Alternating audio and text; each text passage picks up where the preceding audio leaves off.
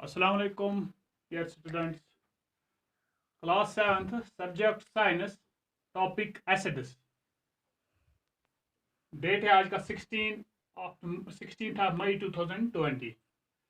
Acids bases and salt जो हमारे पास chapter है उसमें से आज एसिड्स के बारे में थोड़ा सा डिस्कस करेंगे. एसिड्स क्या होते हैं? The substances which are sour and have acidic ingredients and their solutions are acidic in nature.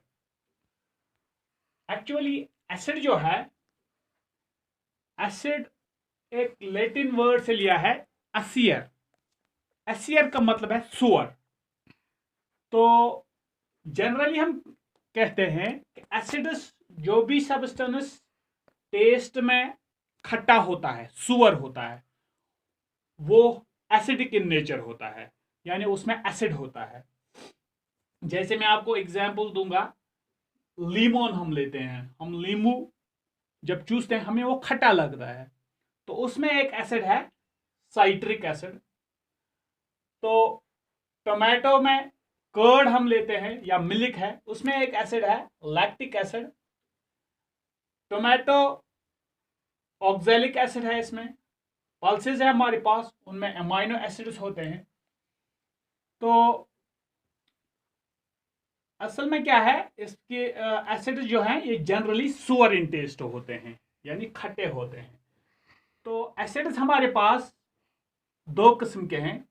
एक तो हो गए ऑर्गेनिक एसिड्स, जिनको हम नेचुरल एसिड्स भी कहते हैं, यानी ये कुदरती एसिड, जैसे लीमू में कुदरती है साइट्रिक एसिड, टोमेटो में कुदरती होता है ऑक्सैलिक एसिड, पल्सेस में अमाइनो एसिड्स हैं. ये तो है ये कुदरती जो हमारे पास वेजिटेबल्स या फ्रूट्स में एसिड्स होते हैं, वो ऑर्गेनिक एसिड्स होते हैं. उनको ऑर्गेनिक या नेचुरल एसिड्स कहते हैं. जैसे साइट्रिक एसिड है, लैक्टिक एसिड है, एसिटिक एसिड है,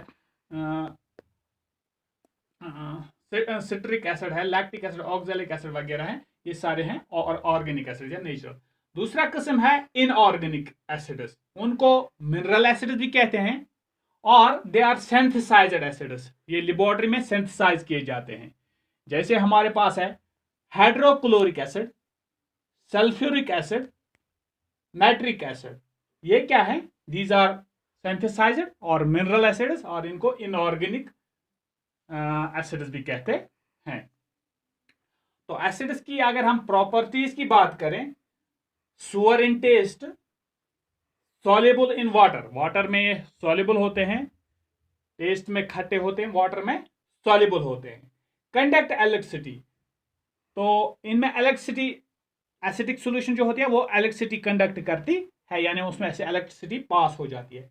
corrosive in nature, corrosive in nature का मतलब है ये अगर हमारी स्किन पर पड़ेगा, यानी ये जला सकता है हमारी स्किन को, या कपड़े पर पड़ेगा उसको जला सकता है. तो लेकिन इसमें एक बात का ध्यान रखना है, नेचुरल या ऑर्गेनिक एसिड जो हैं ये कोरोसिव इन नेचर नहीं होते हैं, लेकिन इनऑर्गेनिक एसिड जो है these are corrosive in nature.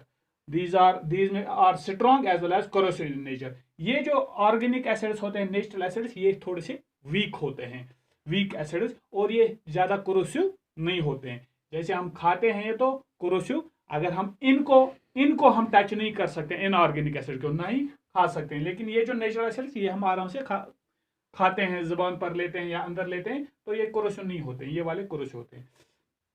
तो एक और प्रॉपर्टी है, can be stored in plastic और गिलास कंटेनर्स. इनको एसिड जो हैं ये ज्यादातर हम या तो प्लास्टिक में, इन प्लास्टिक बोतलों में, प्लास्टिक कंटेनर में स्टोर करते हैं, या शीशे की बोतलों में, शीशे के कंटेनर्स में स्टोर कर सकते हैं. क्यों? क्योंकि इनको हम मेटालिक कंटेनर्स में स्टोर इसलिए नहीं करते हैं, they react with the metals, they react with the metals. जब एसिड्स किसी मेटल, अगर एसिड किसी मेटल के साथ कांटेक्ट में आएगा तो ये उसके साथ रिएक्ट करता है, यानी रिएक्शन हो जाती है. इसलिए इसको प्लास्टिक या गिलास कंटेनर्स में हम स्टोर करते हैं. ये थोड़ा सा एसिड्स के बारे में था. कल इंशाल्लाह इसी तरह बेसिस के बारे में हम थोड़ा सा डिस्कस करेंगे. आज इतना ही.